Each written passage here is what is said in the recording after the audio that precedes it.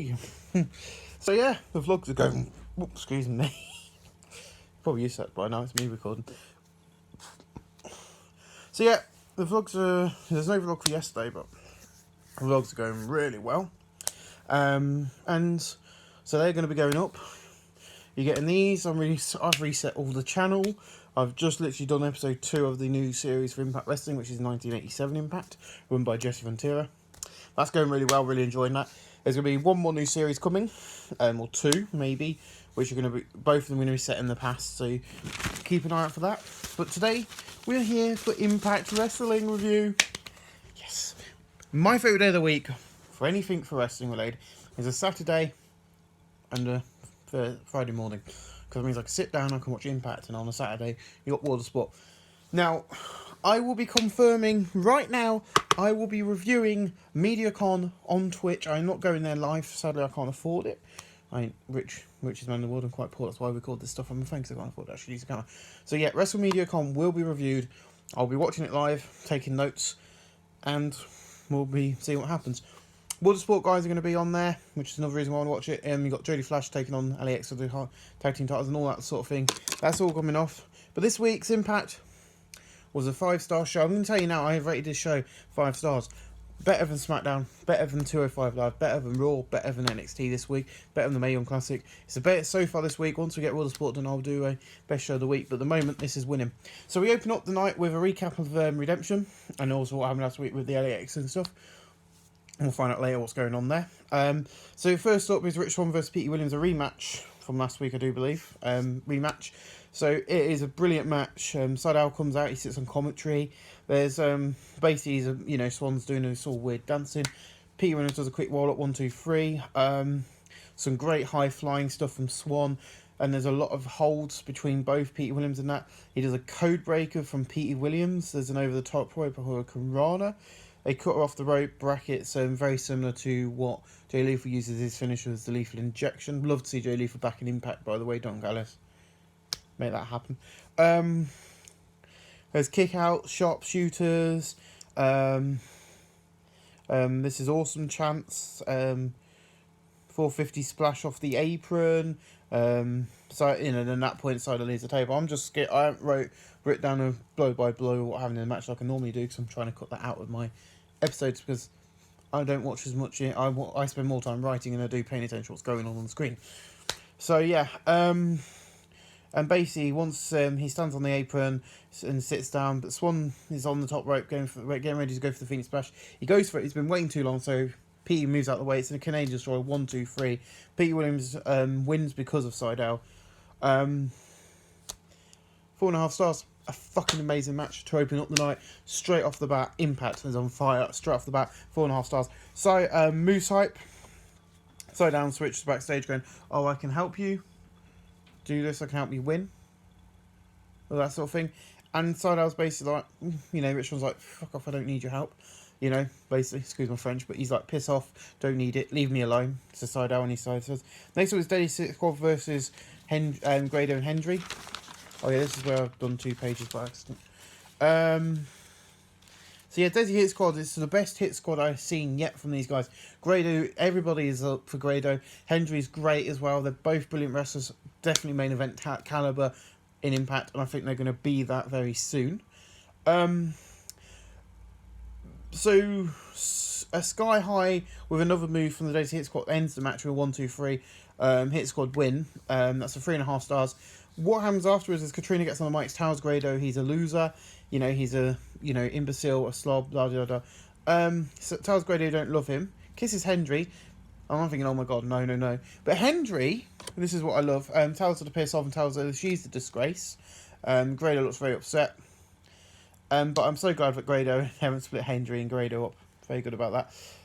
Hendry and Grado backstage, they're like, this is us, we're together, let's go and get you some ice cream, blah blah blah, make it all better. Jericho Cruise hype. If they keep hyping this Jericho Cruise, I'm going to start believing that Jericho's coming to Impact. There's definitely, he's good friends with Don Callis, who's one of the big promoters at the moment in Impact, or one of the big bookers. He worked for ECW, so that's where a lot of this comes from. So yeah, I think, with that evidence of every week hyping up this Joker Cruise, you know, he's got to be coming. GWN moment of the week. This week it's Bully Ray and Hardy, and I think this is where he reveals that he's the Aces and Eights leader.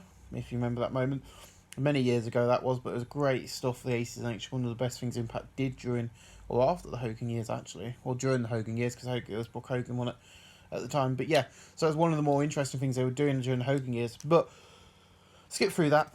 Didn't watch it. Seen it before. You know, many years ago. Yeah, I might do a former, you know, like a lockdown or something pay-per-view. I'm going to do something called the Random Wrestling Event of the Week. Random Wrestling Review of the Week. I don't know when I'll do that, but every now and then I'll just do a random wrestling review of a company. You know, that might come under CZW, which will be every month. So that'll be random because it's not happening every week. And then it's MediaCon hype this Sunday. So then it's Sue Young hype with creepy music. Basically, and creepy people. It creeped me out a lot. It was like, twinkle, twinkle. I can't make it creepy, but you know, twinkle, twinkle, little star. Really creepily done. Then we see a coffin with Tessa's name on it. Next up is Bobo and Scarlett. He's singing a song to Bobo. You know, Bobo's singing a love song to her. Then Falabar and KM does it, and she basically flirts with him, saying, "Oh, I need a man who looks strong." Next up is Eli Drake comes out. He calls everyone dummies. He's calling the people he's faced last week, and I think it's Caleb Connolly and is it Trevor Lee? Yeah, Caleb Connolly and Trevor Lee. He's calling them dummies. He's calling the people beat last week Connolly's, and Stone Rockwell comes out for the open challenge. They have a back and forth saying he's an ex-venturer. La, la, la. Stone Rockwell, first time I've seen him. I didn't watch I'm going to start watching some of the One Night Onlys because he appears on there, and I haven't seen him before, but his character is amazing. So I hope. You know, I think he could be a big star for Impact. Definitely. Sadly, it's a squash match, so I ain't rated it. You know, it's 1, 2, 3, very quick for Eli Drake. But it's great to see that Eli Drake hasn't left and gone to WWE yet. Next up is basically they're doing a Ring of Honor now, where they're taping the aftermath of Bound for Glory at the same place Bound for Glory is being held. So that's been hyped. Lucha Brothers hype say now Zero Fear and they're the best team on Impact. Rumours that they're going to WWE at some point. I don't think they're going to do that because of their contracts with AAA Impact, and I don't think they're going to leave AAA, if I'm honest. Austin Aries, Eddie Edwards and Moose are in a room talking, basically, you know, having a laugh and a joke about him turning on the people.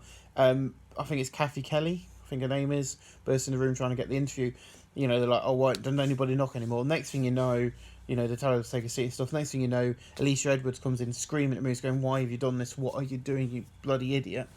So that was another brilliant angle. You know, this show is amazing throughout. And it doesn't go to a point where it goes, it starts here, and it just keeps getting better and better and better. It doesn't drop below that.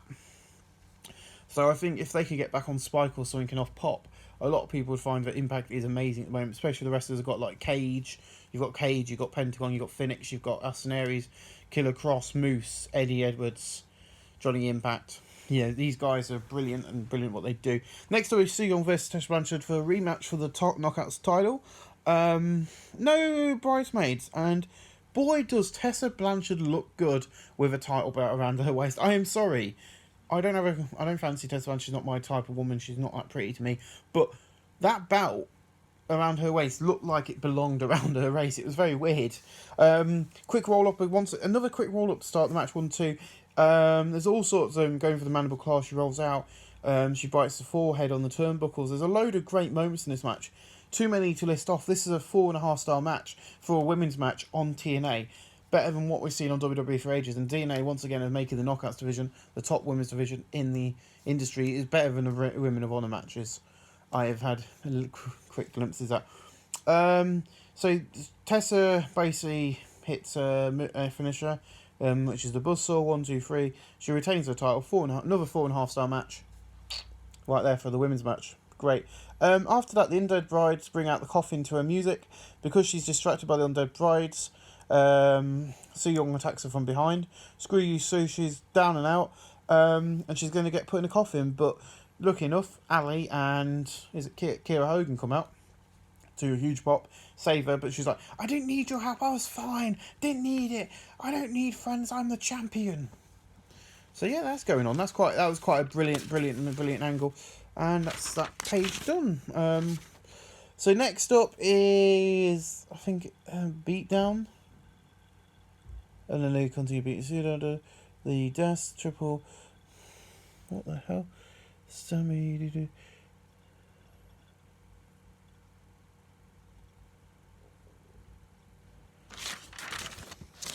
Oh right, I have gone wrong because that's the beatdown bit. Where am I? Oh, here we go. So Mexican taping hypes. Ali taking. Here we go. Yep, I had gone wrong. I moved the page. So next up is Ali talking.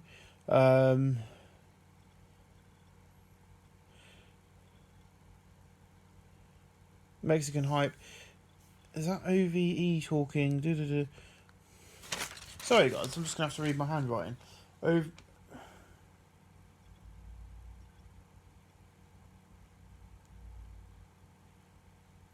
So yeah, this is the Bound for Glory. So yeah, this is all the Bound for Glory angle. That's what I was trying to check. So basically, we go to a room and we've got 3 guys behind a desk who look very powerful. You've got Eddie Kingston, and Conan ringside. And basically, they're like, well, what, done, and, he goes, well, he's the one who's dragged the kid in it. He's not got, he's the disgrace to the business. And Kingston's like, well, I'm the one who's making the guys the most money, blah, blah, blah. And basically, they go, we've got made a decision.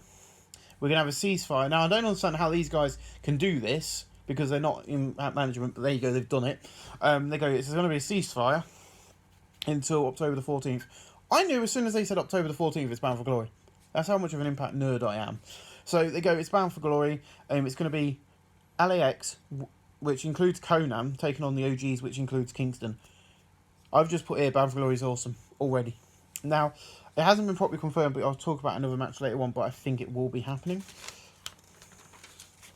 So next up is Zayn, Zachary Wrench, Ace Austin, and I can't remember the other guy.